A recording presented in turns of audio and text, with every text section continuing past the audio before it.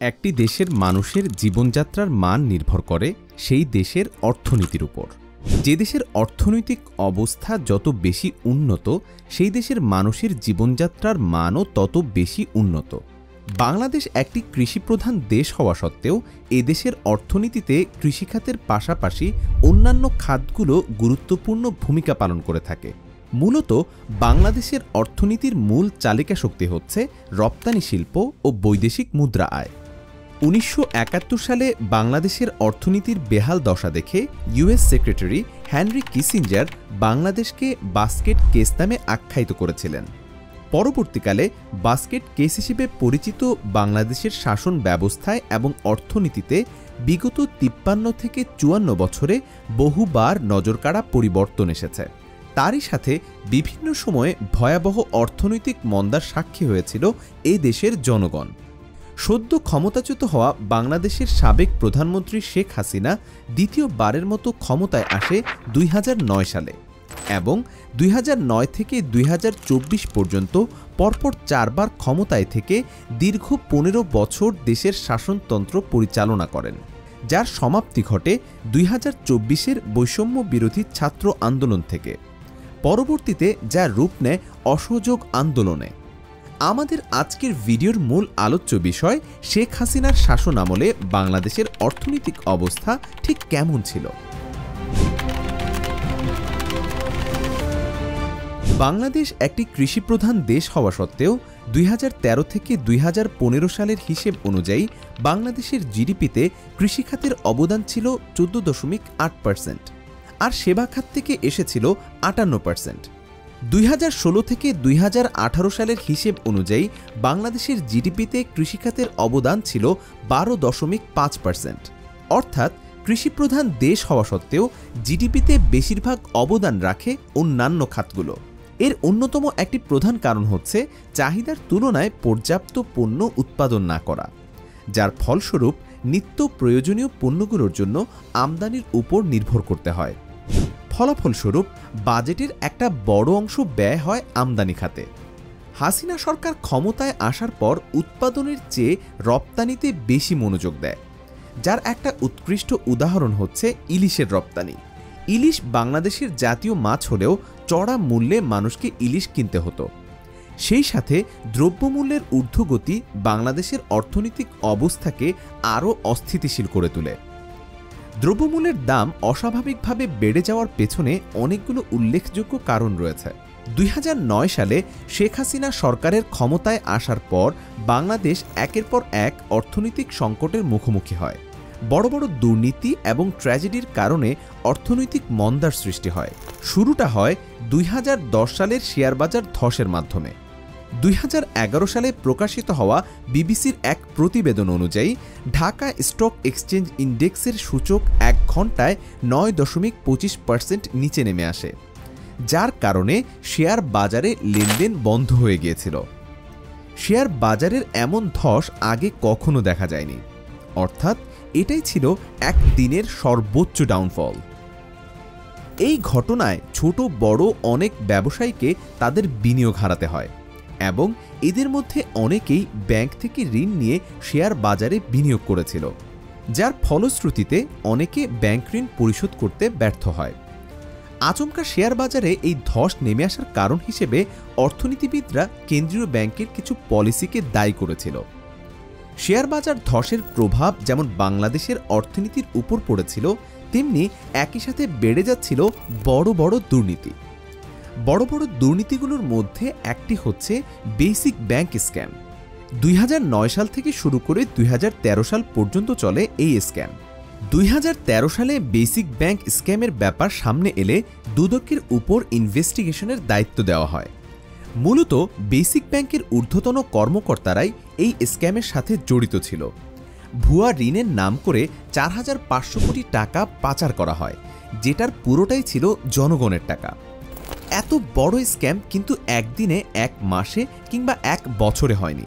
শেখ হাসিনা সরকার ক্ষমতায় আসার পর থেকে, অর্থাৎ ২০০৯ সাল থেকেই অর্থ পাচার চলে আসছিল।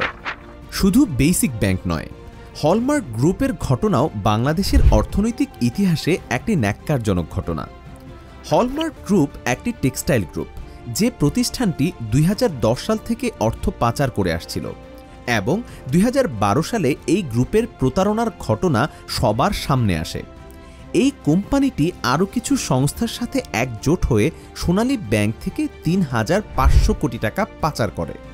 2020 সালে প্রকাশিত হওয়া দ্য বিজনেস স্ট্যান্ডার্ডের রিপোর্ট অনুযায়ী বিগত এক দশকে প্রায় 19,000 কোটি টাকা রাষ্ট্রীয় ব্যাংকগুলোর জন্য বরাদ্দ করা হয়, যার বেশিরভাগ অর্থই দুর্নীতির কারণে দেশে বাইরে পাচার হয়ে যায়। এর প্রধান কারণ ভুয়া কোম্পানিতে যাচাই বাছাই ছাড়া ঋণ প্রদান। ফলাফল, রাষ্ট্রীয় ব্যাংকগুলোতে হয়েছে ঋণ খেলাপি, অথচ এই পুরো টাকাটাই জনগণের কষ্টার্জিত টাকা। এছাড়াও আরও কয়েকটি বেসরকারি সংস্থা ব্যাংক জালিয়াতির মাধ্যমে হাজার হাজার কোটি টাকা দেশের বাইরে পাচার করেছে।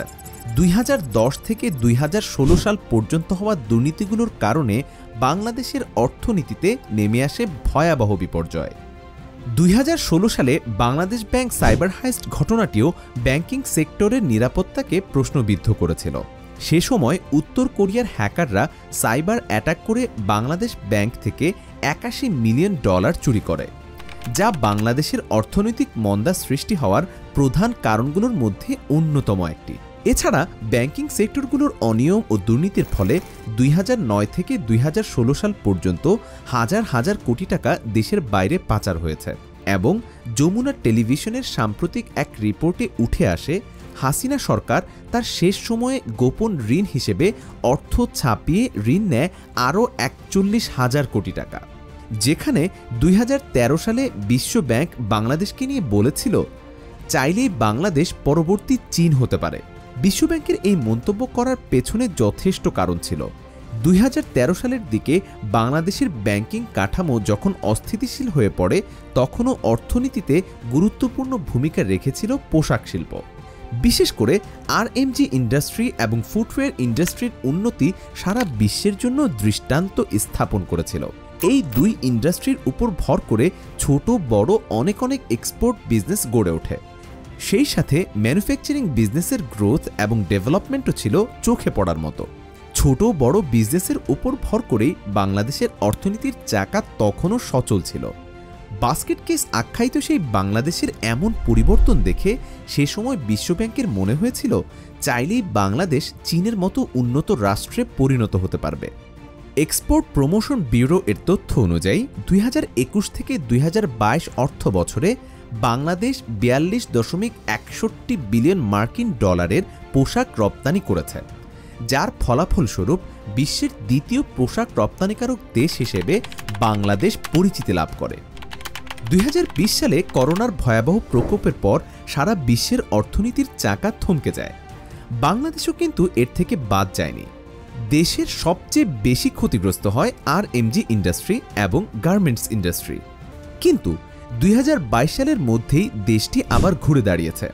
Bangladesh garments manufacturers and exporters association অর্থাৎ বিজিএমই এর দেওয়া তথ্য অনুযায়ী 2022 সালের প্রথম 8 মাসে আরএমজি ইন্ডাস্ট্রি থেকে বাংলাদেশ মোট আয় করেছিল $29.82 বিলিয়ন, যা 2021 সালের তুলনায় 38.39% বেশি। শেখ হাসিনা সরকারের সময় পোশাক শিল্পের উন্নতির কারণে নারীদের কর্মসংস্থানও সৃষ্টি হয়েছে। তবে পোশাক শিল্পের কথা উঠলেই চোখের সামনে ভেসে ওঠে বাংলাদেশের ইতিহাসে আরেকটি বড় ট্র্যাজেডি, রানা প্লাজা ধ্বংসের ঘটনা। 2013 সালে রানা প্লাজা ধ্বংসের ঘটনায় প্রায় 1175 জন শ্রমিক নিহত এবং 2000-এরও বেশি মানুষ আহত হয়, যা বিশ্বের ইতিহাসে তৃতীয় বৃহত্তম শিল্প দুর্ঘটনা হিসেবে বিবেচিত এবং বাংলাদেশের পোশাক শিল্পের জন্য এটা ছিল একটি ভয়ঙ্কর বিপর্যয়। 2023 সালে প্রকাশিত ভয়েস অফ আমেরিকার এক প্রতিবেদনে বলা হয়, রানা প্লাজার দুর্ঘটনায় আহত হওয়া ব্যক্তিদের মধ্যে 55% মানুষ এখনও বেকার এবং এই দুর্ঘটনার কারণে বাংলাদেশের অর্থনীতি যে পরিমাণ ক্ষতিগ্রস্ত হয়েছিল সে ক্ষতি পরবর্তীতে পুষিয়ে নেওয়া গেলেও আহতদের মধ্যে অনেকেই এখনও ফিরতে পারেনি স্বাভাবিক জীবনে। এত সব দুর্নীতি, বিপর্যয় আর অর্থ পাচারের কারণে বাংলাদেশের মূল্যস্ফীতি দিন দিন আরও বাড়তে শুরু করে, যার ফলশ্রুতিতে 2013 থেকে 2014 অর্থ বছরে বাংলাদেশের অর্থনৈতিক অবস্থা অস্থিতিশীল ছিল। ওয়ার্ল্ড ব্যাংকের একটি প্রতিবেদন অনুযায়ী খাদ্যদ্রব্যের মূল্য বৃদ্ধির কারণে 2013 সালে বাংলাদেশের মুদ্রাস্ফীতি ছিল 6.8% এবং 2014 সালে মুদ্রাস্ফীতি বেড়ে দাঁড়ায় 7.4%-এ। কিন্তু সে সময় হাসিনা সরকার দেশের উৎপাদন শক্তি বৃদ্ধির পরিবর্তে অবকাঠামোগত উন্নয়নে ব্যস্ত হয়ে পড়ে। 2014 সালে পদ্মা ব্রিজের কাজ শুরু হয়। এই মেগা প্রজেক্ট করতে বাইরের দেশ থেকে হাজার হাজার কোটি টাকা ঋণ নিয়েছে হাসিনা সরকার। ঋণ চেয়েছিল বিশ্বব্যাংকের কাছ থেকেও, কিন্তু বাংলাদেশের দুর্নীতির ব্যাপারে অবগত থাকার কারণে বিশ্বব্যাংক $1.2 বিলিয়ন ঋণ বাতিল করে দেয়। বিশ্বব্যাংকের রিসার্চ অনুযায়ী 2010 সালে বাংলাদেশে দারিদ্রতার হার ছিল 11.8%। 2022 সালে যেটা কমে দাঁড়িয়েছে 5%-এ। কিন্তু দারিদ্রতার হার কমলেও বাড়েনি বাংলাদেশের মানুষের জীবনযাত্রার মান। অর্থনীতির চাকাকে সচল রাখতে দেশের প্রাইভেট সেক্টরগুলোর গুরুত্বপূর্ণ ভূমিকা রয়েছে। 2021 সালের রিপোর্ট অনুযায়ী বাংলাদেশের জিডিপিতে প্রাইভেট সেক্টরের অবদান 69%। কিন্তু এই প্রাইভেট সেক্টরেও দুর্নীতির শেষ নেই। বর্তমানে মেধা এবং দক্ষতা দিয়ে চাকরি নেওয়ার চেয়ে ঘুষ দিয়ে চাকরি নেওয়াটা অনেক সহজ। এর একটা উৎকৃষ্ট উদাহরণ আমরা বিসিএস নিয়োগে দেখেছি। শেখ হাসিনা সরকার ক্ষমতায় আসার পর প্রতিটি সেক্টরে দুর্নীতি আর দুর্নীতি। বাদ যায়নি শিক্ষাক্ষেত্র। ফলাফল তৈরি হয়েছে কোটি কোটি শিক্ষিত বেকার। পদ্মা সেতু, মেট্রো রেলের মতো বড় স্থাপনা উপহার দিলেও দুর্নীতি নিরসন, বেকারত্বের হার কমানো, জীবনযাত্রার মান উন্নয়নে শেখ হাসিনা সরকারের প্রচেষ্টা সব সময় শূন্য। মেগা প্রজেক্টগুলোতে হয়েছে হাজার হাজার কোটি টাকার দুর্নীতি, যার প্রভাব পড়েছে এদেশের অর্থনীতির উপর। 2015 সালে পদ্মা সেতুর বাজেট ধরা হয়েছিল 10,161 কোটি টাকার, কিন্তু পরবর্তীতে ধাপে ধাপে এই বাজেট বাড়ানো হয় এবং সর্বশেষ পদ্মা সেতু তৈরি করতে মোট খরচ হয়েছে প্রায় 32,000 কোটি টাকা। শুধুমাত্র উদ্বোধনী অনুষ্ঠানে খরচ হয়েছে 89 কোটি টাকা। একইভাবে মেট্রো রেল তৈরি করতেও ধাপে ধাপে বাজেট বাড়ানো হয়েছে। শুরুতে বাজেট 21,985 কোটি টাকা করা হলেও মেট্রো রেল তৈরি করতে মোট খরচ হয়েছে 33,471.99 কোটি টাকা। এছাড়া সাম্প্রতিক সময়ে গ্লোবাল ডিফেন্স কর্প নামের এক প্রতিষ্ঠানের অনুসন্ধানে উঠে আসে রূপপুর পারমাণবিক বিদ্যুৎ প্রকল্প থেকে হাসিনা সরকার প্রায় 59,000 কোটি টাকা আত্মসাৎ করেছে। অর্থাৎ প্রকল্পে প্রয়োজনের চেয়ে বেশি ব্যয় দেখিয়ে অর্থ আত্মসাৎ করেছে হাসিনা ও তার সরকার।